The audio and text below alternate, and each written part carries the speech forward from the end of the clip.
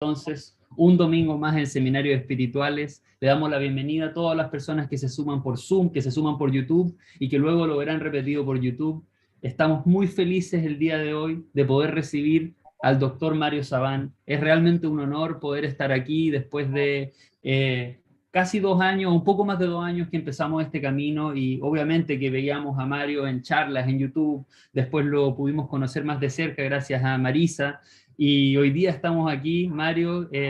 La verdad que es un honor y es un orgullo tenerte en Seminarios Espirituales, así que gracias de partida, y ahora vamos a introducir lo que es el evento. Si están en YouTube, le pedimos que le den suscribirse y me gusta al video, así expandimos estas enseñanzas a más personas. Como decíamos, estos seminarios espirituales van 106 semanas consecutivas que nos juntamos domingo a domingo explorando temas fascinantes, y nosotros somos esos, los dos hermanos que creamos esta plataforma para todos aquellos que tal vez se sentían un poco bichos raros buscando estos temas, buscando temas de espiritualidad y de conciencia, pero que ya no somos bichos raros y ya tenemos un lugar donde hacer comunidad. Así que bienvenidos. El día de hoy entonces vamos a presentar el seminario, luego vamos a hacerle una entrevista a Mario y luego vamos a cerrar todo juntos. Así que Benja, vamos arriba. Vamos, como siempre me gusta decir, vamos a lo que nos convoca. Hoy estamos reunidos para un encuentro imperdible en nuestro seminario, como les contaba Seba un poquito, número 106 consecutivo desde que comenzamos con Seminarios Espirituales hace ya justo un poco más de 2 años. Y el encuentro de hoy se titula entonces La Cábala, el misterio de la creación. Y nos acompaña nada más ni nada menos que el gran doctor Mario Sabán, quien con su extensa sabiduría nos introducirá al mundo de la Cábala y a los secretos que guarda esta maravillosa disciplina.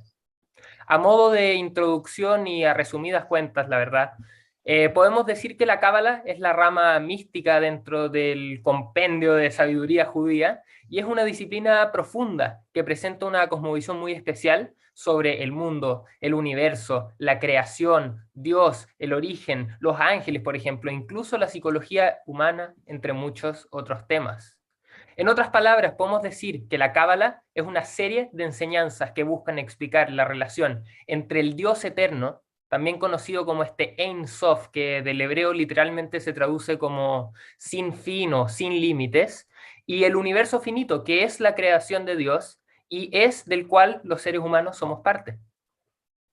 Quizás el libro más famoso en el canon cabalístico es el libro llamado Zohar, que curiosamente es el nombre de mi novia también en Israel, y que se puede traducir como el libro del resplandor, un libro que contiene grandes discusiones místicas sobre temas como la cosmogonía, la psicología, la naturaleza de Dios, la naturaleza de las almas, la redención, e incluso un tema tan presente en la espiritualidad contemporánea como lo es el ego. La historia de este gran libro es fascinante. Si bien se le atribuye su escritura al maestro cabalista Moisés de León en los 1200, también existe una historia que relata el origen místico de este libro. La tradición oral nos cuenta que el maestro y rabino Shimon Bar Yochai, quien vivió en la época de la destrucción del templo de Jerusalén en los años 100 después de Cristo, escapaba de la persecución romana, y es por eso que se escondió en una cueva por 13 años para estudiar la Torá. Y fue en este periodo de reclusión que, inspirado por el profeta Elías, escribió este texto fundacional para la Cábala que hoy conocemos como el Zohar. Si Moisés de León o Shimon Bar Yochai escribió verdaderamente el libro, nunca lo vamos a saber con certeza. Pero ocupamos esta pequeña historia a modo de introducción para que podamos comprender lo vasto y complejo que es el estudio de esta disciplina tan fascinante que conocemos como Cábala o Kabbalah. Y al mismo tiempo para que vislumbremos el sinfín de secretos que hay por descubrir en este estudio sobre los temas más profundos de nuestra existencia, como lo son la naturaleza de Dios, el origen del universo y de la creación, el origen de las almas, por nombrar solo algunos. Sin embargo, estos conocimientos abstractos y profundos no solo se quedan en el mundo de las ideas, sino que pueden ser aplicados a nuestras vidas cotidianas, a nuestra vida cotidiana, para tener una mejor comprensión de la existencia y así realizar cambios prácticos que nos permitan adquirir mayor felicidad y mayor paz interior. Y es precisamente para introducir este mundo tan fascinante que es la Cábala a seminarios espirituales y adentrarnos de manera profunda en el mundo de las ideas, pero siempre con un ojo en las enseñanzas prácticas para la vida cotidiana, que hemos invitado al gran maestro cabalístico y gran amigo el doctor Mario Sabán, que en este estilo de preguntas y respuestas, Q&A, nos volará hoy la cabeza en el mejor sentido de la palabra y nos permitirá comenzar a adentrarnos en los secretos de esta disciplina. Para quienes ya saben, van a poder profundizar un poco más. Para quien no lo conoce, Mario Javier Sabán nació en Buenos Aires, Argentina, un día 12 de febrero del 1966, en una familia de origen judío sefaradí. Mario es licenciado en Derecho en la Universidad de Buenos Aires y posee un par de doctorados solamente realizados en distintas universidades españolas en disciplinas como filosofía, antropología, psicología, historia, teología y un tema muy importante para la Cábala, como la matemática aplicada. Mario es por sobre todas las cosas un amante del conocimiento y la sabiduría y ha dedicado su vida a la investigación y al estudio, particularmente de la historia y el pensamiento judío, llevándolo a publicar numerosos libros, entre ellos destacado El judaísmo de Jesús, que explora las enseñanzas de Jesús y las sitúa dentro del contexto judío de la época. Su primer libro sobre Cábala lo publicó en el 2011, no hace tanto, y se titula Sot 22, El secreto, el que vemos a la izquierda, para luego publicar otros libros como el que vemos a la derecha, El misterio de la creación, en el cual está inspirado el nombre de este seminario. Hoy, Mario tiene una de las escuelas más grandes de Cábala en el mundo, llamada Psicología y Cábala, en la que busca ayudar a otras personas a crecer, a realizarse y a mejorar sus vidas aplicando en su día a día los principios de la Cábala. Y se dedica hoy principalmente a investigar, a escribir y a dictar charlas y a leer mucho, mucho, mucho. Y talleres, de tanto de manera online como presencial en España y por el mundo. Mario realiza giras por España, Estados Unidos y Latinoamérica, como por ejemplo su gira que comienza ahora en julio. Llegó recién a Argentina, donde destacamos especialmente el hecho que hará esta gira junto a su querida mujer y una persona que nosotros queremos muchísimo en seminarios espirituales, que es Marisa Ventura, en esa foto tan linda del día de su matrimonio, con quien juntos escribieron un relato emocionante que tuve yo el honor de leer sobre el amor de Jesús y María Magdalena, intercalado con su propia historia de amor en un libro titulado Amor en Magdala. Con esa presentación de corazón la hicimos para todos ustedes y para Mario. Te damos la bienvenida a Seminarios Espirituales por primera vez y gracias por estar aquí. Tal vez unas palabras iniciales y luego comenzamos con la entrevista, Mario. Bueno, muchísimas gracias, la verdad que muy emocionante esta presentación. Yo dije, wow, qué calor, a pesar que en Argentina me ha cogido el frío, dije, qué fuerte, qué momento bonito. Bueno, lo de gran maestro está de más, no hay gran maestro de nada, pero les agradezco igualmente la hermosa presentación y espero que se queden con sus cabezas al final, ¿no? Porque tú has dicho, les volará la cabeza y me da un poco de temor que la gente vaya desapareciendo con voladuras de cabeza. Pero la verdad que increíble vuestra presentación, me ha emocionado mucho. No sé cómo han conseguido las fotos, ya miraré quién es el espía o la espía que ha enviado esas fotos, porque son fotos muy personales las que han aparecido en esta presentación, así que ya veremos, vamos a indagar, porque tengo una foto ahí de pequeña que no la tiene nadie, es muy privada. Así que seminarios espirituales son de investigación, hacen periodismo de investigación. Así que les agradezco mucho vuestra cariño, vuestra generosidad en invitarme.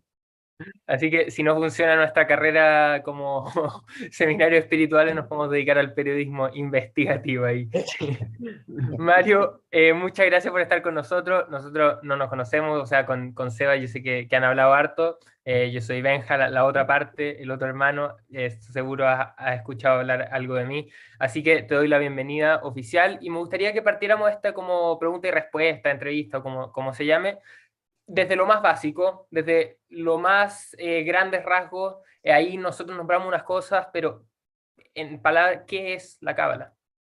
Bueno, ¿qué es la Cábala? Tiene muchas definiciones. Yo pienso que lo más interesante es una cosmovisión para tener una vida feliz, para tener una vida, bueno, entre comillas, equilibrada. No hay nadie equilibrado, pero en cierta forma para ir también, de alguna forma, conociendo la vida desde una perspectiva dinámica, donde todos los cambios se puedan ir integrando. Para mí la Cábala es una experiencia de vida, no una filosofía, porque no es teórica, aunque podría ser llamada también, ¿no? Una filosofía de vida, pero sí es una experiencia, es un modo de vida, en el fondo. es un modo de vivir, pero es un modo de vivir que tiene, yo diría, ciertos riesgos, porque hay que tener una plasticidad mental muy grande, porque podemos decir que siempre estamos creciendo y en ese crecimiento siempre estamos cambiando la identidad. Por lo tanto, yo te diría que es un modo de vida muy dinámico, donde uno tiene que sobrevivir a uno mismo, porque en realidad la búsqueda hace que siempre, como dice Cordovero, conduzca a algo nuevo. Y cada vez que se conduce a algo nuevo en la búsqueda, hay un cambio en la identidad. Con lo cual es, yo te diría, algo fascinante por una parte, pero por otro lado muy riesgoso, porque hay gente que el cambio de identidad les es muy difícil, ¿no? Es preferible quedarse en una zona de seguridad. Por lo tanto, es un modo de vida muy dinámico, donde la persona tiene que convivir con esa dinámica y de alguna forma yo creo que quien convive con esa dinámica, por supuesto, realmente termina siendo feliz. Porque al final, si te das cuenta, el modo de vida infeliz es quedarse parapetado en una zona de seguridad, como nosotros lo llamamos, ¿no? Entonces, es un modo de vida que, claro, los sabios judíos de alguna forma lo desarrollaron durante siglos, pero lo desarrollaron de un modo muy, muy interesante, porque es cosmogonía y psicología al mismo tiempo. Yo diría que nosotros hemos tenido un gran debate en el último tiempo dentro de la escuela, porque la escuela se llama Psicología y Cábala, y a mí, la verdad, me hubiera gustado que solamente se llame Cábala. Lo que pasa es que nació como Psicología y Cábala, porque en realidad la Cábala no solamente es psicología, es mucho más. Pero bueno, había que hacer todo un problema muy grande a nivel informático para hacer todos los cambios, etcétera. Entonces ha quedado de ese modo. Pero yo creo que la Cábala es omniabarcante, abarca todas las disciplinas. Y de hecho, en parte, todas las investigaciones que he realizado sobre el tema, que terminaron algunas en tesis doctorales, otras en libros, es para tratar de demostrar cómo la Cábala analiza desde cualquier disciplina la realidad. Y de hecho, la propia escuela, con sus cursos, tan diferentes, con tantas disciplinas que se relacionan con la Kabbalah, lo que está demostrando de alguna manera es esa sabiduría ancestral. Así que también podría ser definida como una sabiduría ancestral, producto de muy pocos místicos judíos a lo largo de la historia, porque también aquí hay un tema que hay que destacar. La gran mayoría de los judíos no conoce la Kabbalah. Es decir, los conocedores o los místicos de la Kabbalah siempre estuvieron muy en secreto, siempre fueron dos o tres. En los últimos 20, 30 años hubo una explosión del tema de la cábala a nivel mundial, a nivel popular. La última vez que hubo esta explosión fue con el hasidismo, con el movimiento del siglo XVIII en la zona de Ucrania, pero en realidad siempre la cábala estuvo muy restringida a personas que podríamos llamarlas privilegiadas por su nivel de análisis intelectual, por su nivel de meditación, por su nivel de experiencia. Y en los últimos 20, 30 años ha crecido a nivel exponencial y se está popularizando, lo cual lleva a un problema, porque al popularizarse tanto, algunos conceptos se pueden ver distorsionados. Por eso hay que tener cierta seriedad en los estudios de la Cábala para que los conceptos al popularizarse no se distorsionen. Pero yo te diría que la Cábala es un modo de vida.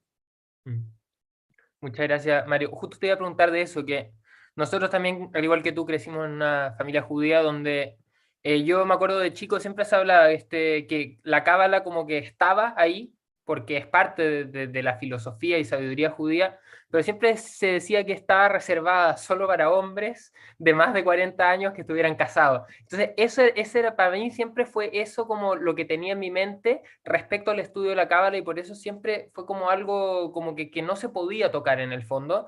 Después salió como, qué sé yo, que Madonna estaba estudiando cábala y era como se hizo todo esto en el mundo judío, que era como, ¿cómo podía ser? Entonces, un poco, si te pudiera hacer una pregunta sobre eso, Mario, como un poco de este tema de cómo se ha mantenido en secreto y este balance entre mantenerlo en secreto, pero también dar, pero sin dar tanto para que no se tergiverse. Bueno, mira, a lo largo de la historia, gran parte del mundo era analfabeto, ¿no? Recuerda que Europa hasta el siglo XIX era analfabeta. En el mundo judío había una situación bastante particular porque la alfabetización es de antaño, viene de hace muchos siglos. Es decir, difícilmente uno encontraba analfabetos en el mundo judío, excepto en las grandes masas de Europa Oriental, que ahí sí llegó, pero con la observancia de la Torá y la lectura obligatoria de la Torá, por lo menos entre el género masculino, prácticamente te diría que siempre hubo gente alfabeta. Lo que pasa que la Kabbalah es, yo diría, ¿no? Me arriesgo a decirlo, pero me arriesgo entre comillas, porque creo que es verdad. Es una percepción de la Torá tan diferente del estudio literal y del estudio del Midrash, del exégesis, que a muchas personas cuando entran en la Kabbalah, inclusive personas ortodoxas de muchos años, yo tengo una anécdota de esto eh, particular que me sucedió en México, les cuesta horrores entrar en la Kabbalah, porque tienes que pensar de una manera completamente diferente a lo que es la hermenéutica occidental, ¿no? Es decir, siempre la hermenéutica occidental, la interpretación occidental, tiene que ver con el tiempo, con el espacio. En la Cábala tienes que empezar a pensar fuera del tiempo y fuera del espacio, fuera del género, fuera de la dualidad, tratar de explicar las cuestiones desde fuera de la dualidad. Entonces, indudablemente, durante toda la historia era muy difícil para personas del común poder acceder a este nivel. Tenían que tener algún tipo de sesgo intelectual o científico para poder llegar a entender la Kabbalah, porque estamos hablando de energías, de vibraciones, de colores, de sonidos, estamos hablando de la ciencia, de lo que luego la ciencia va a estudiar en física, lo que va a estudiar en química. Entonces, cuando esta gente en la época medieval, ¿no? Una Bulafia, por ejemplo, ingresaba, es un hombre adelantado 7 siglos a los estudios de filosofía, ¿no? En la filosofía occidental se estudia Derrida y la deconstrucción del lenguaje, y en realidad aquellos que están en filosofía estudiando Derrida, si van a Bulafia, lo tienen todo ahí, porque él hace una deconstrucción del lenguaje. Y luego todavía tenemos más en Abulafia, porque tenemos a Jung, porque las letras hebreas funcionan como símbolos. Entonces tienes símbolos, tienes desconstrucción del lenguaje. Entonces, claro, tienes una mezcla de Jung y Derrida del siglo XIX y siglo XX. Por lo tanto, yo te diría que los cabalistas fueron adelantados a su época, y como adelantados a su época, les era muy difícil poder, primero, tener muchos discípulos. Era, yo te diría, muy imposible, porque en aquella época la gran mayoría estaba la gente preocupada por su economía, por el mundo material, ¿no? Los zapateros, los sederos, los tintoreros, bueno, los jaboneros, de donde viene mi apellido, ¿no? Que es jabonero, Sabán.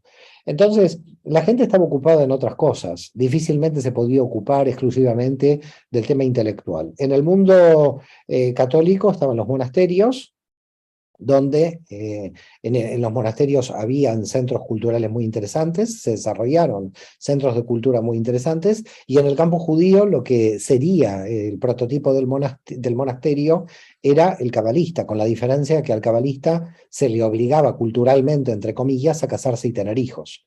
Por lo tanto, no podía tener el tiempo del monasterio, pero sí podía ser financiado por la comunidad. Por ejemplo, los 2 cabalistas del siglo XI famosos, Isaac y Abraham Nasir, fíjate el nombre, Nazareno, ¿no? O Nazareno, quiere decir que estaban dedicados exclusivamente a la Kabbalah. Es decir, había algunos personajes financiados por la comunidad que tenían un nivel muy alto, pero estamos hablando siempre de 1, de 2, de 3, de 4, nunca estamos hablando de muchos. Abulafia tuvo 4 alumnos en Barcelona, de los cuales dijo que solamente le entendía 1, luego pasó a Roma, tuvo 2, luego pasó a Sicilia, tuvo 3 o 4. Fíjate que no era popular, era muy difícil, y un discípulo tenía que ser entrenado por el maestro a través de los años. Entonces, y a esto se le sumaba que muchos discípulos no pasaban los 20 años porque morían por las muertes de la Edad Media, ¿no? La peste negra, etc. Entonces era muy difícil traspasarla. Quiere decir que la Cábala no fue secreta por una prohibición. Y la prohibición que tú planteas, Benja, de hombres mayores de 40 años, es una prohibición que no es de la historia de la Cábala. Fíjate que Isaac Luria murió con 38 años y todo lo que nos explicó de la Cábala, Abulafia con 54 ya había 52, perdón, ya había leído y escrito sobre la Cábala. Luzzatto murió con 40 y tiene más de 26 libros de Cábala. Quiere decir que en realidad la idea de que solo hombres mayores de 40 podían estudiar la Cábala es en realidad una imposición que proviene en la tradición por los rabinos después del siglo XVIII, a consecuencia del movimiento de Shabbatai Tzvi, que fue un falso mesías que apareció en Turquía, que apareció en la ciudad de donde venimos nosotros, señor Sebas y señor Benja, de Esmirna. Así que nosotros podremos ser parientes de este mesías, que sepáis. Por las dudas se los dejo ahí para que sepáis, porque creo que la familia vuestra viene de mi misma ciudad, ¿no? De la ciudad de Esmirna en Turquía. A consecuencia de lo que pasó con Sabbatai Tzvi, con este falso Mesías, y decir falso Mesías es una tontería, porque todos los Mesías van a ser falsos de aquí a la eternidad, dado de que la era mesiánica no llegó. Y al mismo tiempo son todos verdaderos, porque todos quieren el reino de Dios. Con lo cual, decir que son falsos y verdaderos al mismo tiempo todos los Mesías. Entonces, la verdad del asunto es que la prohibición de a los 40 años empezar a estudiar Cábala es algo completamente del siglo XVIII y que no pertenece a la historia de la Cábala. Y a la gente le gusta seguir repitiéndolo, quizás porque no sabe de dónde viene el origen de esto. Pero no había prohibición a menores de 40 años en la historia de la Cábala. Mira, el Gaón de Vilna estudiaba Cábala entre los 6 y 7 años, ya estaba estudiando Cábala. Se dice que él estaba leyendo el Talmud, pero en el medio se ponía escritos del Zohar. Se hacía que estudiaba el Talmud, pero mientras tanto estudiaba el Zohar. Había mucha gente que con las interpretaciones talmúdicas se aburría mucho. De hecho, yo también me aburrí muchos años con las interpretaciones talmúdicas cuando estudiaba en Chabad Lubavitch, porque hay almas que necesitan un poco más. Hay almas que necesitan más del secreto. Y entonces, una personalidad como el Gaón de Vilna se cuenta que siempre estaba, por ejemplo, en Yom Kippur y leía el Zohar y no seguía ninguna oración, porque no le interesaba. Así que las oraciones litúrgicas repetitivas las seguían los demás mientras él estaba leyendo el Zohar. Es decir, cuando estamos hablando de Cábala, estamos hablando de un tipo de mentalidad, de un tipo de alma que busca, y que te diría, busca a pesar de sí misma. Por eso digo, es una búsqueda espiritual que la persona no lo puede frenar. Es decir, si usted un día dice, uy, me cansé, estoy agotado de leer libro de Cábala, no quiero escuchar más a Saban, ni a Goslan, ni a nadie, y me quiero ir a dormir, a las 2 horas va a estar levantado, leyendo otra vez, porque encendió la tele, la volvió a apagar y se volvió a estudiar. Es decir, el problema que presenta la Cábala es que es adictiva. Y lo digo siempre a todos, para aquellos que digamos, es adictiva, pero bueno, es una adicción, a mi modo de ver, muy bonita, ¿no? Porque te va elevando los niveles de conciencia, pero es muy adictiva. Es decir, no la puedes dejar. Cuando ya encuentras el camino de la Kabbalah, estás atrapado ahí, tu alma está atrapada y uno ya vive a pesar de sí mismo, porque ya es un imposible, ¿no? Es siempre querer saber más, querer conocer más, qué dice tal autor, qué dice tal otro autor. Yo muchas veces comparo la Cábala como agua con sal. A mí cuando me dicen, apagas la sed de los alumnos, no la apago, les doy agua con sal, porque les doy agua y adentro ahí se vuelven locos, está más sedienta la gente. Y así me pasa a mí y a todos, ¿eh?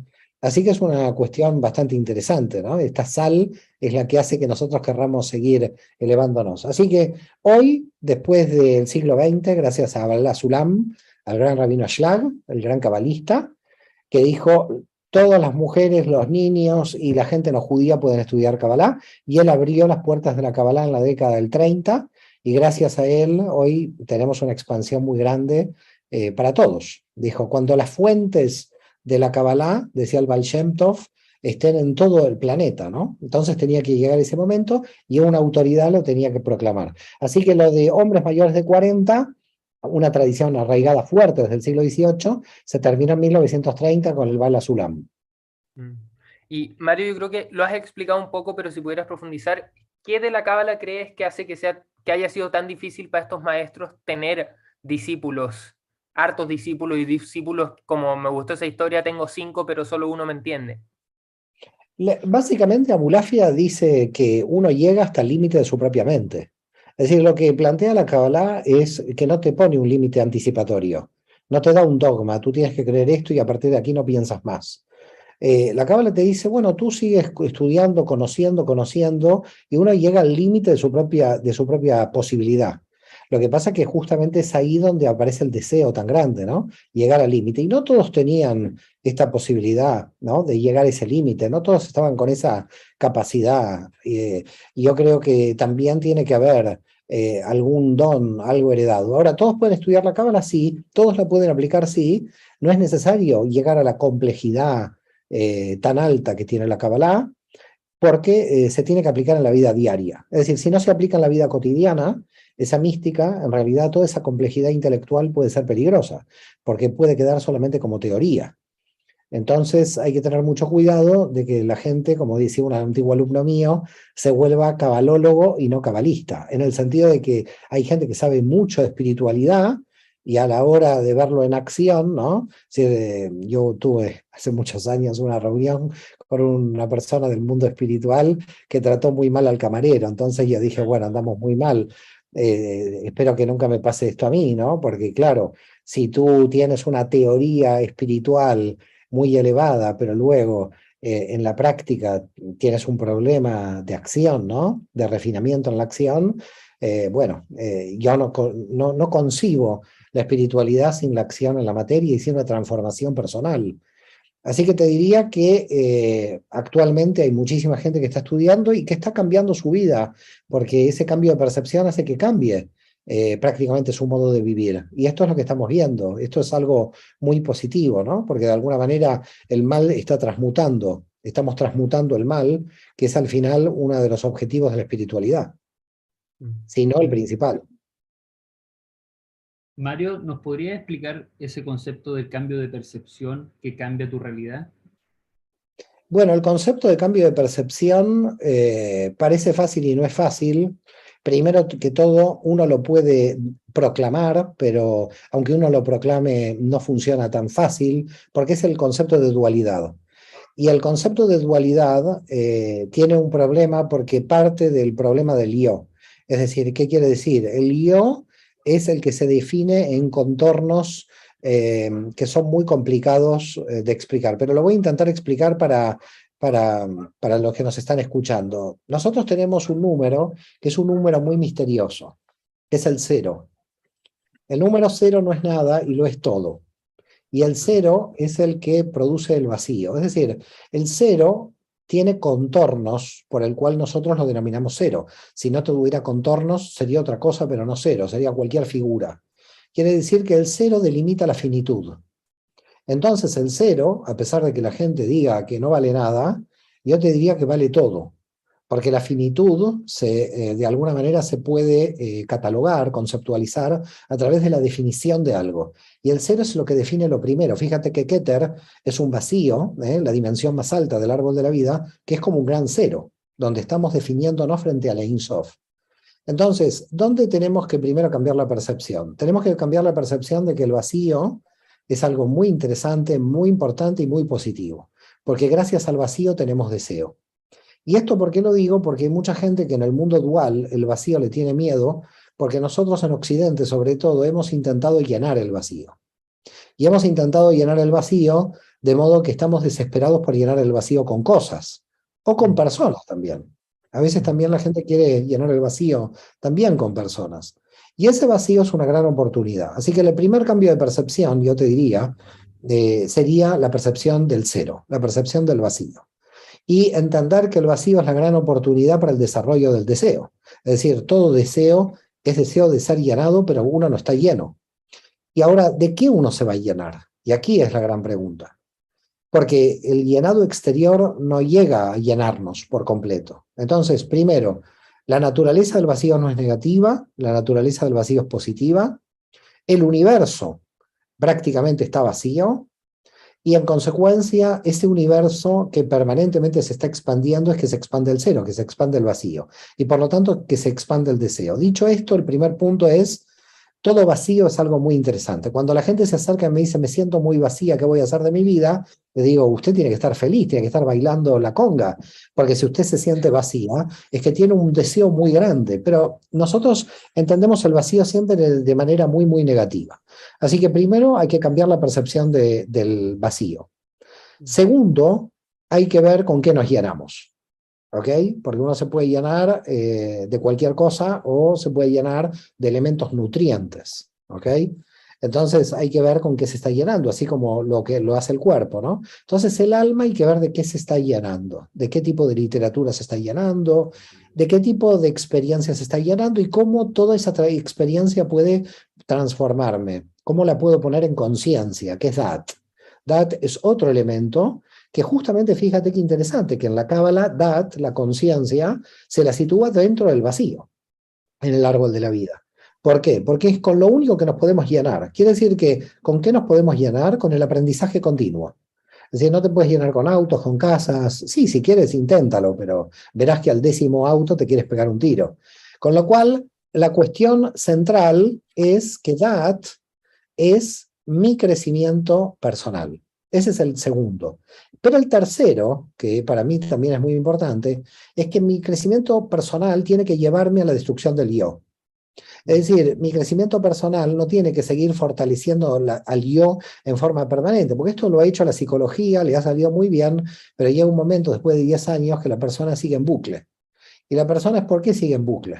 No sabemos si sigue en bucle porque el psicólogo tiene que cobrar, o no sabemos que si sigue en bucle porque no sabe cómo salir de ahí. Es decir, nadie sabe por qué se mete en el bucle la persona. Pero desde la mística, desde la Kabbalah, sabemos algo, y es que el yo se vuelve central, y al yo hay que descentrarlo. Y ya la psicología transpersonal, los post-jungianos, etcétera, empezaron a coincidir con la Kabbalah, como James Hillman, ¿no? Que lo recomiendo, reimaginar la psicología, que es, señores, dejemos al yo en paz, porque lo único que hemos hecho es reforzar al yo, y ahora lo hemos vuelto narcisista, de tanto reforzar al yo, porque de lo único que pensamos es en el yo. Y así también, cuidado, los autocontemplaciones de la India, ¿no? Todo el tiempo meditando uno con uno, uno con uno. La verdad que en la Cábala, yo en forma personal me he aburrido de mí mismo. Es decir, me he aburrido de la centralidad del yo. Uno tiene que llegar a conocerse, a tener autoestima, pero a llegar a estar aburrido, ya está. El yo tiene que estar superado por otro nivel. Y en el otro nivel está lo cosmogónico, está el cosmos, está el Tikkun Olam. ¿Qué voy a hacer hacia afuera? Porque si no sé qué voy a hacer hacia afuera, el sentido de mi vida va a ser egoico, va a ser siempre narcisista. Entonces, mi autocontemplación 20 años en Bután va a ser para que yo me vaya conociendo dentro. Lo más gracioso es que cuando uno se conoce esencialmente dentro, se encuentra con el vacío. Por eso la gente se desespera. Porque cuando uno va dentro no encuentra nada. Entonces dice, ¿cómo? ¿Yo soy nada? Sí, bienvenido a la Cábala, tú eres nada. Y ahí se tiene que poner feliz. Y la gente no se pone feliz, porque en la psicología le han dicho que alguien es algo. Entonces estamos ante un problema. 20 años de terapia buscando quién es uno para llegar a la conclusión que es nada. Es de locos, ¿no? Es como tirar el dinero a la basura de la terapia, como yo buscaba quién soy y ahora me doy cuenta que soy nada. Entonces en la cábala le hacemos ahorrar el dinero, le decimos, mire señor, usted sepa que es nada, y a partir de ahí empecemos. Pero la gente no quiere no saber qué es nada, porque decirle que es nada es anticipar la muerte. Entonces la gente no quiere morir, pero le estamos anticipando la muerte, con lo cual, en un nivel superior, el crecimiento tiene un precio muy alto. Y el precio es aceptar que uno es nada. Ahora, uno es nada, pero no nadie. Son cosas diferentes. Nadie es nuestra identidad en el nivel de la Tiferet, en el nivel inferior, pero nada es frente al infinito. Entonces, si yo voy a centralizarme en forma permanente, lo único que estoy haciendo es marcar la dualidad. Siempre voy a estar en conflicto con los demás, porque siempre me voy a estar reafirmando en el yo.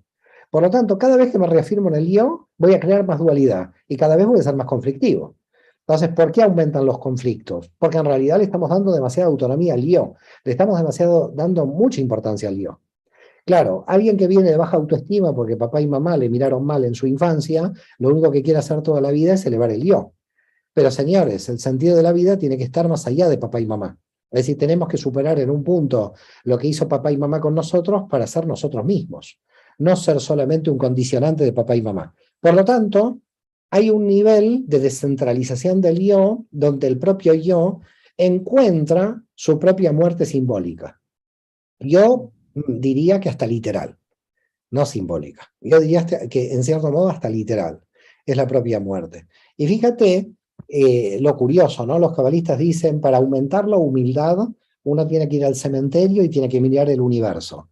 Claro, porque si va al cementerio y ya sabe que todos vamos a morir, y mirando el universo, sí, pero hay una apuesta doble, un redoble de la apuesta en términos de Kabbalah, y es no solamente aumentar la humildad, es llegar al punto de la nada. Es decir, llegar al punto de la nada no implica que uno no piensa por sí mismo, no implica que mi alma no tenga función en este mundo. La nada es en un nivel superior, porque hay que traer la nada al algo. Hay que traer la nada al yo. Es decir, el yo es trascendido por la nada, pero no es anulado por la nada. Porque en los niveles de la Cábala no se anulan unos a otros, se trascienden. Y esto es otro cambio de percepción, si quieres, que también le cuesta mucho a la mente. Creer que cuando uno propone la nada, anula todos los estadios inferiores.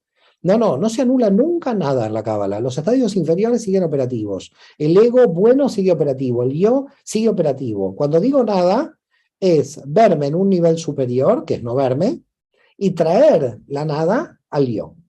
Y en consecuencia ese sí es un proceso de humildad, pero siempre trascendiendo los niveles. Entonces los niveles nunca se anulan, no porque yo pienso con la cabeza me voy a cortar el pie, es una cuestión totalmente irracional.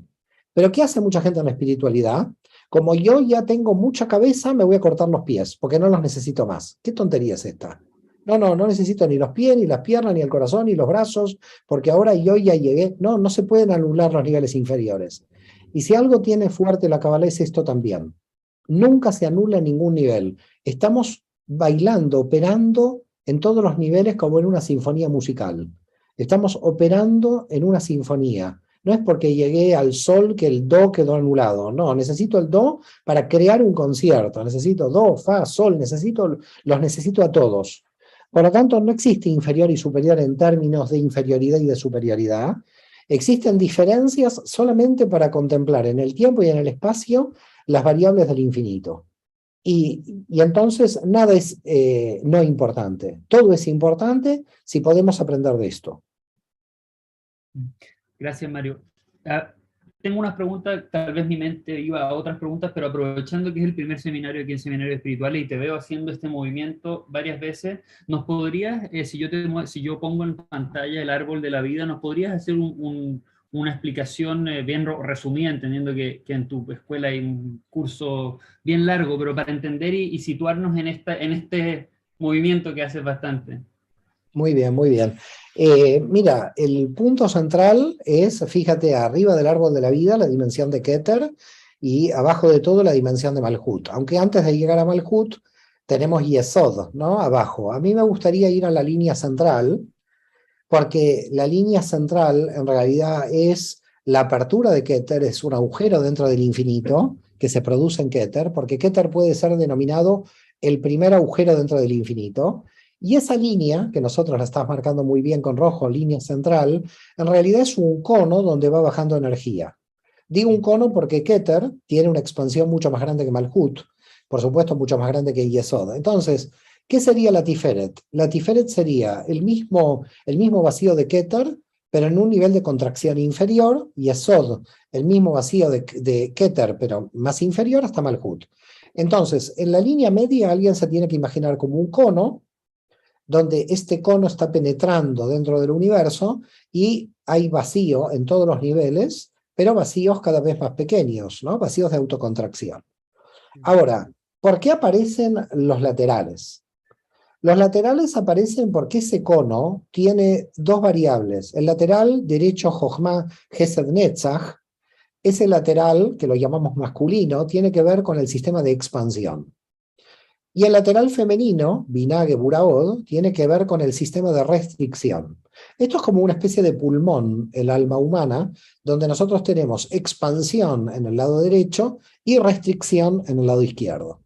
Pero el alma humana opera igual que el universo, es decir, el universo tiene las mismas variables. Por ejemplo, las variables de restricción serían la materia, la fuerza de gravedad es restrictiva, y en cambio también el universo se expande al mismo tiempo. Podríamos decir que la expansión del universo está reflejado en el campo derecho del árbol y la restricción, ¿no?, del universo está en el lado izquierdo. Así que no es izquierda y derecha en términos del espacio, es en términos del símbolo del árbol de la vida, donde la derecha va a marcar la expansión y la izquierda la restricción. Si no están estas dos variables, si hubiera expansión ilimitada, estaríamos ante un problema. Porque si hubiera expansión ilimitada y nada de restricción, el universo colapsaría. Es decir, se desgarraría, que es lo que los físicos entienden que podría ser una de las opciones por las cuales el universo puede terminar. Es decir, si hay expansión permanente, estamos ante un problema grave, porque algo lo tiene que frenar, algo lo tiene que limitar. Y el universo frente al infinito tiene limitación, tiene restricción, que es el lado izquierdo. Entonces, el lado izquierdo restringe, retiene, recibe, frena, para llamarlo de alguna manera, y el lado derecho expande, pero se expande no de una manera ilimitada, sino de una manera restrictiva, de una manera limitada. ¿Esto qué quiere decir? Que nosotros alcanzamos un equilibrio en la oscilación constante de expansión y restricción. Si una persona es muy restrictiva en su vida con los demás, con su vida material inclusive, tiene que entrar en fase expansiva. Y lo mismo, exactamente lo mismo. Siempre hay fases expansivas. En la economía pasa exactamente lo mismo. Lo dijo Yosef en el texto de la Torá, ¿no? 7 vacas gordas y 7 vacas flacas. Movimiento expansivo y luego restrictivo. No era que las flacas no tenían que aparecer, tenía que aparecer. Y en la economía pasa exactamente lo mismo. En la bolsa de valores, cualquier operador bursátil puede ver fases de expansión y fases de restricción. En el aire que nosotros... Es decir, todo en la realidad tiene el diagrama del árbol de la vida. En todo en la realidad tiene este diagrama. Es decir, suben los precios de los inmuebles, bajan los precios de los inmuebles. Nosotros nos expandimos en un negocio, pero nos tenemos que restringir luego. Nosotros nos expandimos con la meditación, pero luego tenemos que leer para ordenarnos y conceptualizar los conceptos. Es decir, si tú analizas cualquier orden de la realidad, y estoy trayendo ejemplos materiales para que se pueda ver que esto funciona en todos los campos, esto es lo que podríamos llamar el alma humana, el diseño del alma humana. Y quien conoce el árbol de la vida y sabe cómo funciona, vive muy bien, porque en realidad siempre, inclusive puede prever el futuro.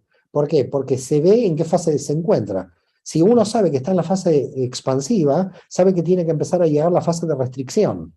Entonces se puede adelantar a la fase de restricción, restringiéndose o comenzando a restringirse en la fase expansiva.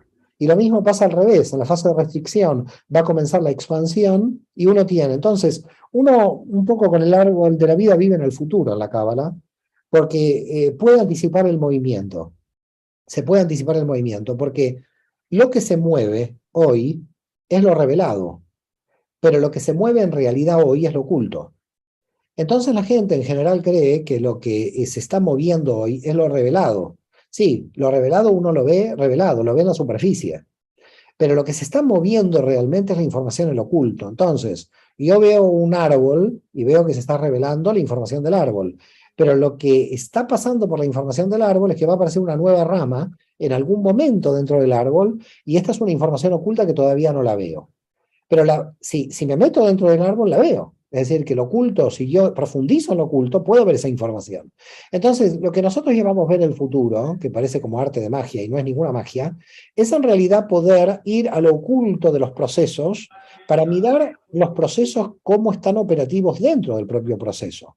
Por lo tanto, podemos decir que describimos en la Cábala ciertas manifestaciones del futuro porque lo superficial hoy es el pasado. Lo que hoy es realmente presente son los movimientos interiores ocultos, esos movimientos que se están ocultando, pero que están operativos, pero que todavía no salieron a la superficie. Y por lo tanto, cuando salgan a la superficie va a ser pasado en relación al oculto. Así que, ¿qué es el presente? El presente no es lo que vemos. Lo que vemos ya pasó. El presente realmente es lo que no vemos y que está sucediendo en el interior de nuestra alma. Es decir, en realidad hay una cosa misteriosa en la Cábala. Te das cuenta que el verdadero presente es el potencial de lo que tú crees que todavía no has manifestado, pero que ya se está manifestando.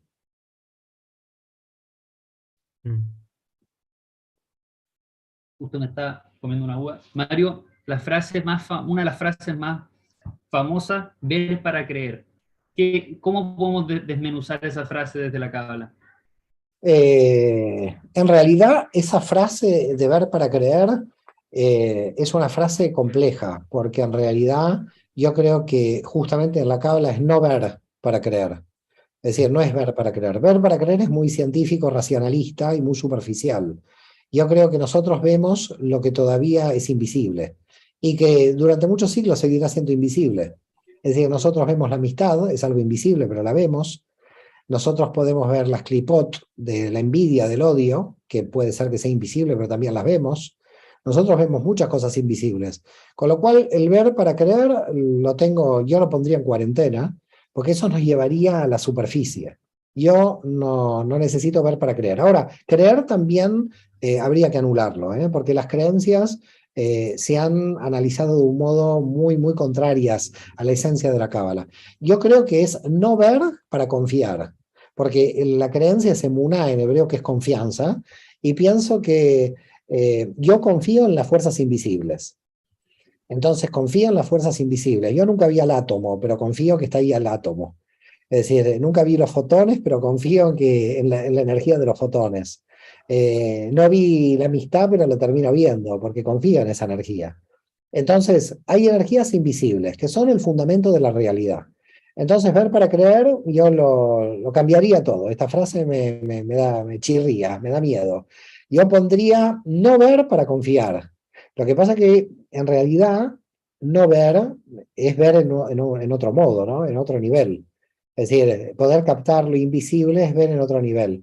Por eso, bueno, en general la gente que estamos en la cábala un poco nos tratan de loco porque vivimos un poco en el mundo del invisible. Pero el mundo del invisible es mucho más visible que cualquier cosa visible. Es decir, nosotros cuando sentimos o cuando pensamos estamos en el mundo del invisible. Es decir, fíjese lo invisible, ¿no? Es decir, se cree que existe Rusia, que existe Ucrania y mire lo invisible cómo termina. Así que lo invisible es muy visible. Porque si alguien viene del exterior no ve ni Rusia ni Ucrania, ve a una serie de personas con una bandera pegándose a tiros. Lo invisible es muy riesgoso, muy peligroso. Lo invisible es el Estado es invisible. Solamente es visible cuando me viene a cobrar impuestos. Ahí lo veo muy visible. Pero si no me cobraría impuestos, es muy invisible. Nosotros tenemos muchas operaciones invisibles. Si alguien me quiere decir dónde está el número uno es invisible. Yo no sé dónde están los números. Yo sé contar con los números, pero la matemática es invisible. Ahora, de esa matemática invisible, los ingenieros estudian la matemática invisible para construir edificios. Quiere decir que tan invisible. Así que la fuerza del estudio invisible de la matemática hace que se puedan crear edificios, lo cual quiere decir que la fuerza de lo invisible es demasiado visible. Así que bueno, me imagino que el señor Einstein cuando estaba en la pizarra poniendo fórmulas invisibles y después se inventó la bomba nuclear no fue muy invisible.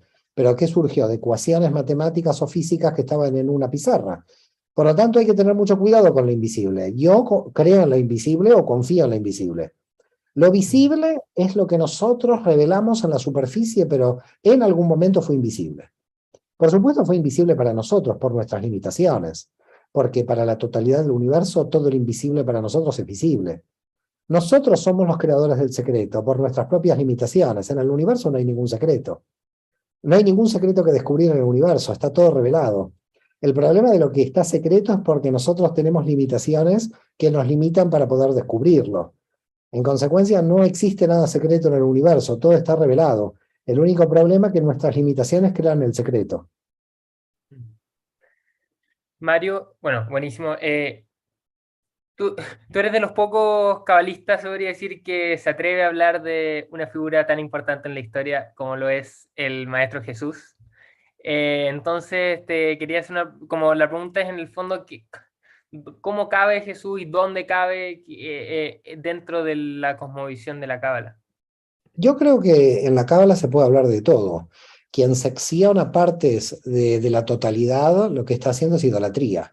Quiere decir que si una persona dice yo de este tema no voy a hablar, esta persona es un idólatra, porque está seccionando la realidad. Yo puedo hablar de Jesús, de Mahoma, de los Bahá'í, de lo que quieran, porque estamos hablando de la totalidad. Si un místico rechaza una parte de la totalidad, es un místico muy sospechoso, porque en realidad no se puede seccionar la totalidad. Así que yo creo que todos podemos hablar de todo, por supuesto, respetándonos, con mucho respeto, pero todos podemos hablar de todo. Y una persona que esté en la Cábala y que no quiera hablar de un tema, realmente es algo muy extraño. Es extraño porque nosotros lo que estamos buscando es la unidad, el nivel Aleph. Así que nosotros podemos hablar de todo. Vuelvo a reiterar, de Mahoma, de Buda, de Lao Tse o de Confucio, porque atrás de todo está Dios.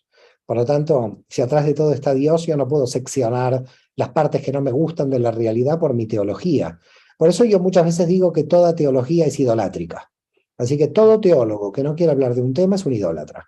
Dicho esto, y para limpiar un poco digamos, hacia dónde vamos, ¿cómo una persona judía no va a estar orgullosa de uno de los más grandes judíos de la historia? Es decir, es otra tontería absoluta que haya gente en el judaísmo que no quiera hablar de Jesús, porque que 2.000 millones de cristianos en el mundo sigan la enseñanza de un rabino y que la gente no quiera hablar de él, me parece realmente de una miopía absoluta. Por tanto, ¿por qué yo investigué sobre Jesús? Primero porque como tengo el orgullo de pertenecer al mismo pueblo que él, y del cual siguen 2.000 millones de personas, con lo cual hay, hasta te diría, hasta un orgullo nacional, si se quiere, ¿no? si se quiere, pero no entro ahí porque sería mundo de Bet, no mundo de Aleph, me contradeciría a mí mismo. Y por lo tanto, el segundo punto es porque es uno de las enseñanzas del reino de Dios y del Tikkun Olam que más ampliamente se ha difundido en la historia. Es decir, sus valores en las parábolas se han difundido de una manera increíble. Con lo cual, y muchas de esas enseñanzas coinciden con las enseñanzas rabínicas, con lo cual no están en contraposición. Por tanto, ¿por qué hay que hablar de Jesús? Me parece, porque me parece que hay que reintegrarlo al pueblo de Israel. Martín Buber decía que lo que separa a los judíos de Jesús es la iglesia. Yo creo que tenía mucha razón. Yo creo que el problema es la iglesia, no Jesús. Que creo que hemos caído en una trampa, en creer que Jesús es la iglesia. Jesús no es la iglesia ni nunca pensó en fundar ninguna iglesia en los términos de lo que fuimos en la iglesia católica. Iglesia católica, protestante, luterana, todas las iglesias que vivían después. Creo que en su base el cristianismo es judaísmo esenio, prácticamente, judaísmo de las personas que estaban muy enraizadas en la Kabbalah. De hecho, hay otra segunda obra, además del judaísmo,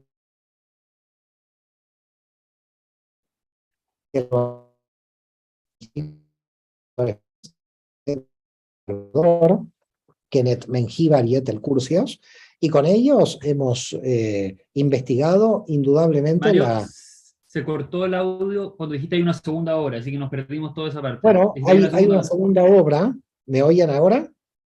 Sí, perfecto. Okay. Hay una segunda obra que es Jesús y la Kabbalah, donde con dos coautores hemos también demostrado que Jesús era un gran cabalista, era un gran mecubal, era un gran místico. Entonces Jesús fue un místico, un profeta, un rabino, un cabalista. ¿Quieren discutir si fue el Mesías o no fue el Mesías? Bueno, este es un tema que conmigo nadie lo va a discutir porque yo no creo que venga nunca ningún Mesías. Con lo cual, si lo quieren discutir judaísmo y cristianismo, lo pueden discutir hasta la eternidad, porque a mí me parece que Jesús no va a volver por segunda vez. Yo creo que tendrá miedo porque lo van a volver a crucificar. Ahora, que Jesús vuelva por segunda vez es desmantelar toda la Iglesia Católica. Imagínate, todos pierden el trabajo. Así que mejor que Jesús no vuelva por segunda vez, porque habría una pérdida de empleo impresionante. Todos los curas, todos los cardenales, todos tendrían que renunciar.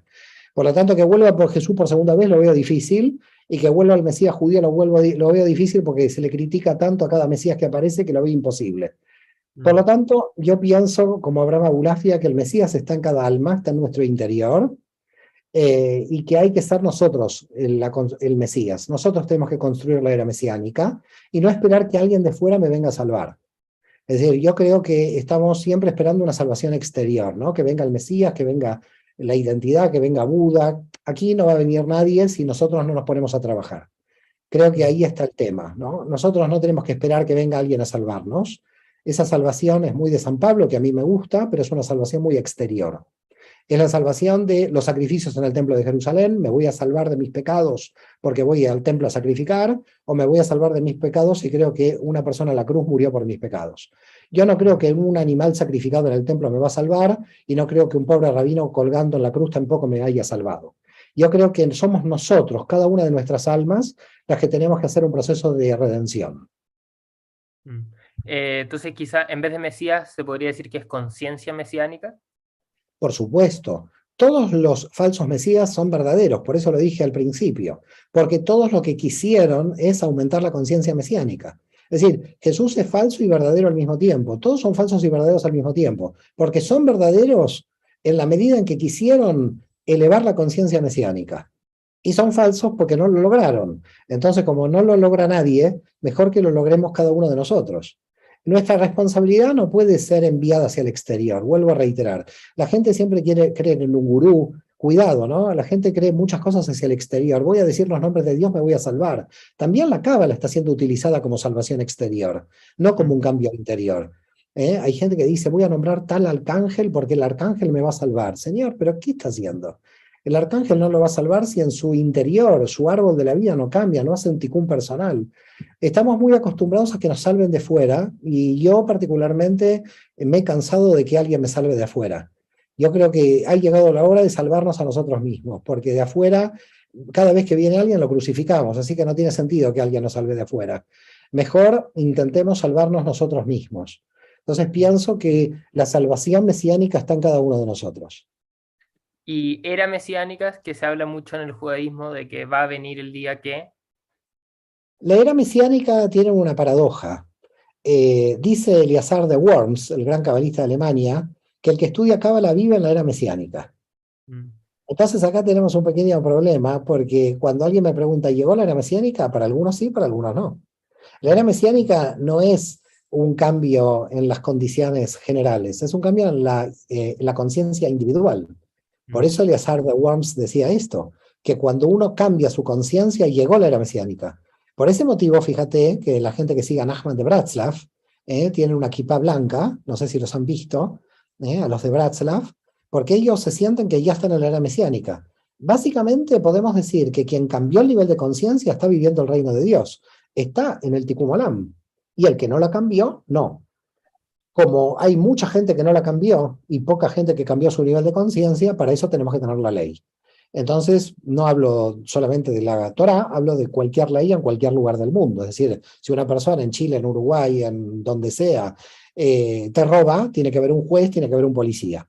¿Qué es la era mesiánica realmente cuando se llegue? Cuando el robo haya desaparecido, cuando la injusticia haya desaparecido. Bueno, hay gente que lo cree, hay gente que no. Yo creo que en algún momento de la historia se va a llegar a ese nivel de conciencia. Fíjate hoy el mundo vegano, vegetariano, que ya no quieren hacer sufrir a los animales, pero todavía estamos en situaciones como contradictorias, ¿no? Es decir, estamos luchando más por los animales que por los ucranianos que mueren. Es una cosa muy rara la humanidad. Estamos en una situación de transición ecléctica. En cierto modo le estamos dando más importancia a los animales que a los seres humanos ya. Entonces me parece que aumento de nivel de conciencia es que las guerras hayan terminado, y me parece que estamos muy lejos de esto. Mario, para honrar la hora que nos diste el día de hoy, quedan 2 minutos, yo no sé si viste el reloj, entonces quería aprovechar para pedirte un cierre, para que no cerremos de manera abrupta, y obviamente después nosotros quedamos comunicados para seguir con esta profundización, que hoy día fue como una apertura, y también fue conocerte más a ti en profundidad, lo cual se agradece mucho. Entonces, Mario, en estos últimos minutitos del seminario, si te gustaría cerrar con algún mensaje para personas que es primera vez que escuchan este tema, para personas que tal vez llevan tantas veces escuchándolo, pero siguen ahí, como dijiste tú, como el psicólogo, que siguen con esa ansiedad interna. ¿Algún mensaje de cierre para este día? Bueno, en primer lugar, muchísimas gracias, Benja y Sebas, por esta invitación increíble. Esta invitación se me ha pasado volando, realmente no sentí el tiempo. Esto es lo que pasa en Cábala, desaparece el tiempo del espacio. Y creo que el mejor cierre es no cerrar nunca. Ese es el mejor cierre. El mejor cierre es no cerremos, siempre abramos. Gracias a todos. Gracias Mario. Ahí quedamos entonces. Muchas personas preguntaron por interno cómo hacer o sea, por dónde empezar y todo en psicologiaycabalá.com, ¿verdad? Bueno, pueden ir, hay muchas escuelas, no tienen que empezar con la mía. Sí, pero ahí hay libros, hay de todo. Obviamente muchas personas preguntan por dónde empezar. Ahí se puede, dentro de otros si buscan en Google. Vamos a sacar una foto, un cierre. ¿Te ayudo con las fotos? Porque veo que tu computador está medio... Ya, sácalas tú. Vamos a sacar una foto de Mario, te cierre. voy a poner por un segundo en primera plana para que no te asustes. Oye, qué mierda. A ver, ahí perdón, ahí ya, ahí perfecto. Entonces, a la cuenta de un segundo, sorry. Ya, a la cuenta de 3, 2, 1. Ahí ya, y ahora me aguantan un segundo. Ahí estamos, ya. Ahí sacamos a Mario de la primera plana, ya. Y ahora todos, si pueden, los que quieran aparecer en la foto, si pueden poner su camarita. 3, 2, 1. Ahí estamos, hay varias páginas, así que posen de nuevo para la foto. 1, 2, 3. Y una foto más, disculpa, ya, ahí sí. 3, 2, 1. Ahí estamos. Muchas gracias por ahí la colaboración con la foto.